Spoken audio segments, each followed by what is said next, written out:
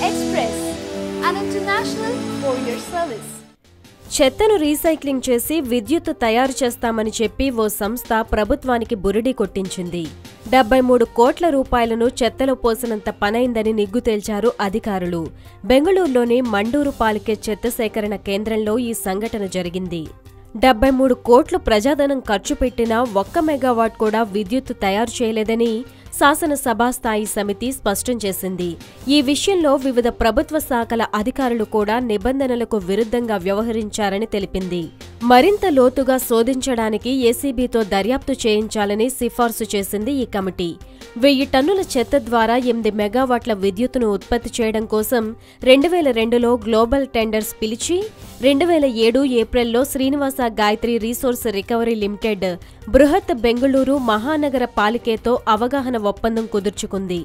విద్యుత్ ఉత్పత్తికి అవసరమైన భూమిని సదరు సంస్థకు అప్పగించింది బీబీఎంపీ. ఆ తర్వాత 20 నెలల్లోపు ప్రాజెక్టు కార్యరూపం దాల్చాల్సి ఉండగా జూలై నుంచి ప్రతిరోజు 300 నుంచి 400 టన్నుల చెత్తను సదరు సంస్థకు అప్పగించింది. అయితే ఒప్పందం ప్రకారం రోజుకు 1000 టన్నుల చెత్తను సరఫరా చేయాల్సిందేనని శ్రీనివాస గాయత్రి పేర్కొంది. అయితే ఇది సాధ్యం కాకపోవడంతో చెత్తను ఎరువుగా మార్చడానికి వీలుగా 50 ఎకరాల స్థలాన్ని పాలికే అందజేసింది. అయినా ఎరువు తయారు కాకపోవడంతో మండూరు ప్రాంతం విషతుల్యంగా మారిపోయింది. మా ప్రాంతాన్ని నాశనం చేయొద్దని స్థానికులు భారీ ఆందోళనలు చేపట్టారు.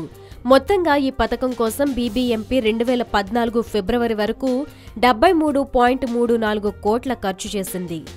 అవన్నీ వృధా అయిపోయాయి. ఇంత జరిగినా 1 మెగావాట్ విద్యుత్తు కూడా ఉత్పత్తి కాలేదు. అంతేకాకుండా గాయత్రి సంస్థకు సర్కారు ఇచ్చిన భూముల్లో 6 ఎకరాలను అక్రమంగా బ్యాంకుల్లో కుదవపెట్టి రుణాలు పొందినట్లు తెలుస్తోంది.